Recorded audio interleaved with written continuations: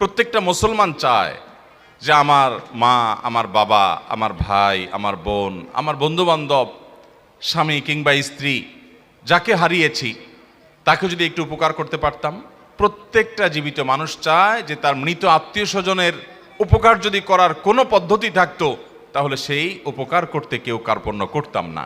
সবাই আমরা এটা চেষ্টা করি, ঠিক কিনা বলেন? এখন প্রশ্ন হলো, কোরআন এবং সুন্নাহর আলোকে আমরা একজন মৃত মানুষকে কিভাবে উপকার পৌঁছতে পারি, কিভাবে তাদের কল্যাণে আসতে পারে সেরকম কাজ করতে পারি, সেটা আমাদের জানা দরকার আছে না নাই?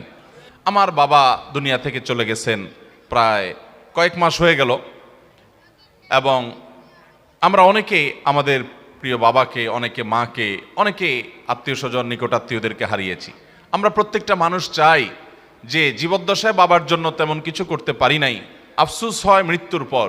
জীবদ্দশায় বেশিরভাগ মানুষ আমরা বাবা মার কদর করতে পারি না, কিন্তু কদর ঠিকই হয়। সেটা কখন হয়? মৃত্যু বরণ করার পর। কত বড় বটগাছ মাথা থেকে সরে যায় সেটা বাবাকে হারানোর পর বোঝা যায়।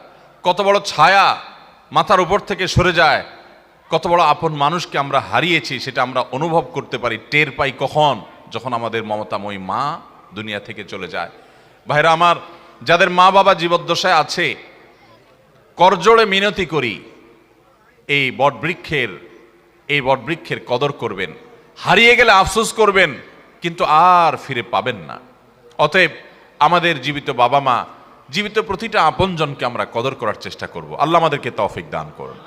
এখন প্রশ্ন হলো, তাদের ওয়াফাতের পর, তাদের মৃত্যুর পর, তারা দুনিয়া থেকে চলে যাওয়ার পর আমরা প্রত্যেকটা মানুষ, বিশেষ করে সন্তান হিসাবে মা বাবার জন্য, স্বামী হিসাবে স্ত্রীর জন্য, স্ত্রী হিসাবে স্বামীর জন্য, ভাই বোন আত্মীয় স্বজন পরস্পরের জন্য কিছু একটা করার জন্য আমাদের মধ্যে ব্যাকুলতা, আমাদের মধ্যে অস্থিরতা, আমাদের মধ্যে পেরেশানি, এটা অনুভব করা যায়।